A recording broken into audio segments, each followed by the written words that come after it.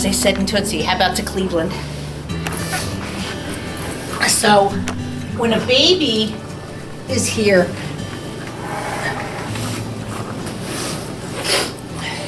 right? Mm-hmm. So when a baby first does this, do you see that? See how the hand is here? And it's a transfer. Yes. Right? Now this is a Feldenkrais ATM, I get it.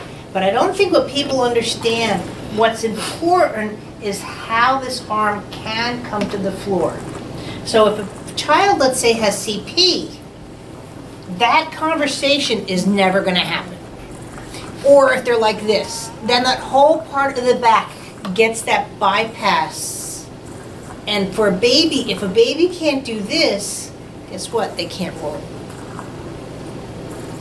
So if a baby's like this, I'm going to start to fall. And that's where you get the same thing, the right, right, left, left. You can just see that when a child is like days old versus waiting to, you think there's going to be a problem? And I'm going like, can we do something now? But they naturally are born wadded up, right? So they're born wadded up, but they're born with this rotation and everything that should happen. I should be able to take any baby and at least stimulate this response.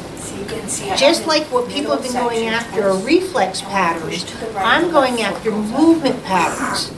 So if you can identify them up like right away, and just, so that's what I was saying with the baby that had a C that we were talking about. The doctor's thumb, as he pulled him out, put too much pressure here.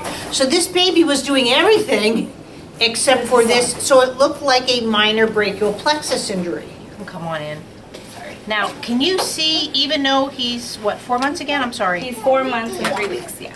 Can you see the difficulties where the right pelvis is catching? So when every time he looks over, you see how the pelvis is still here?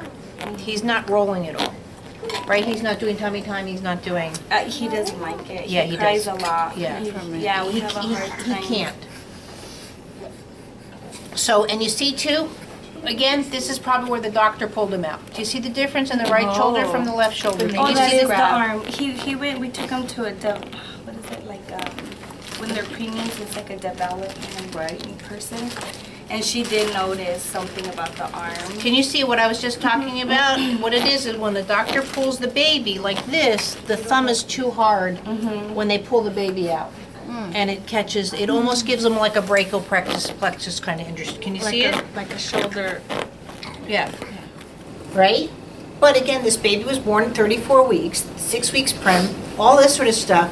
Any doctor would say he's doing great for 34 weeks.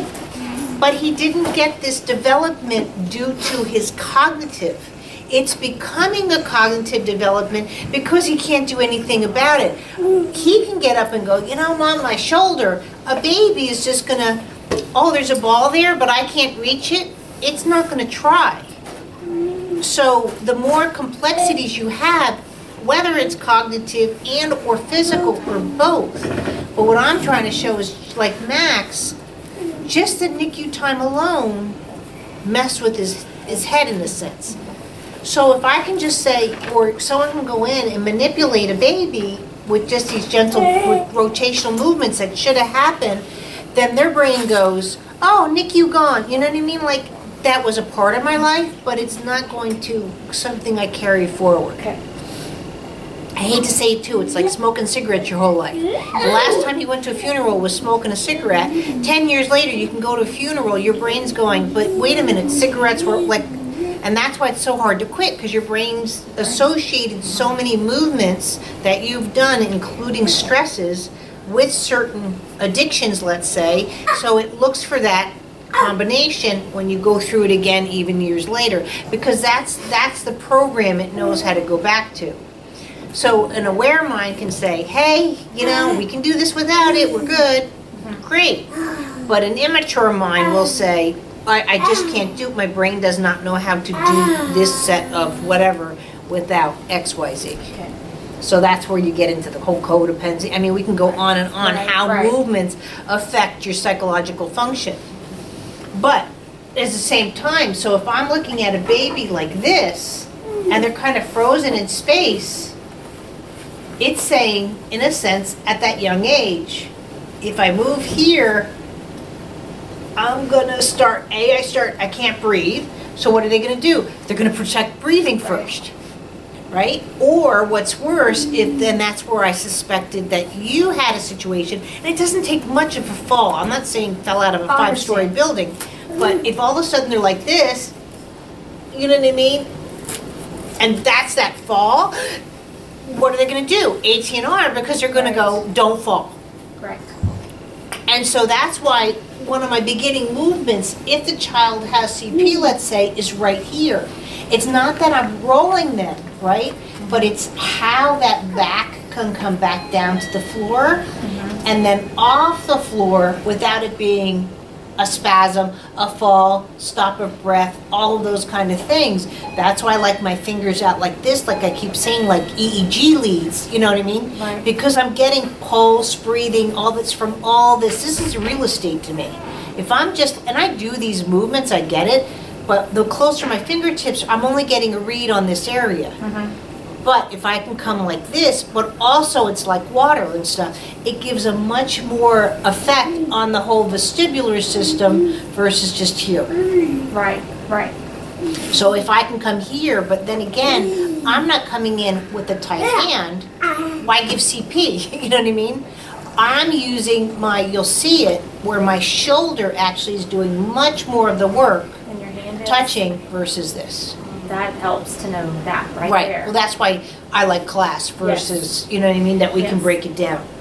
So what I'm going to do with Jesse right now is I'm just going to show, even though I started with his butt, I'm just going to show what it's like to hang first the arm and then slowly start bringing that arm to the table. And we're going to do it on everybody. Okay.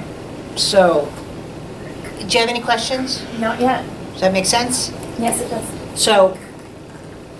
So when a child's, and it doesn't matter if they're going to be typical or not typical or you're not sure, any of these movements enhances all of this. So it's kind of a no-brainer versus waiting to see if my child needs that extra. If you're just bathing your baby or you're bathing your 17-year-old son that's got special needs or whatever, you know, it doesn't matter. These kind of movements or touch, if my shoulder works better, I can self-care, I can do my hair, I can feed myself. All of these go back to just these kind of shoulder movements. But if I'm going don't fall, that's going to take precedent over I've got to comb my hair. Because if I comb my hair and hurt myself, then that's not worth it to me. The Newborn Movement Assessment Guide is available at Amazon.com and at the newbornmovementassessment.com website.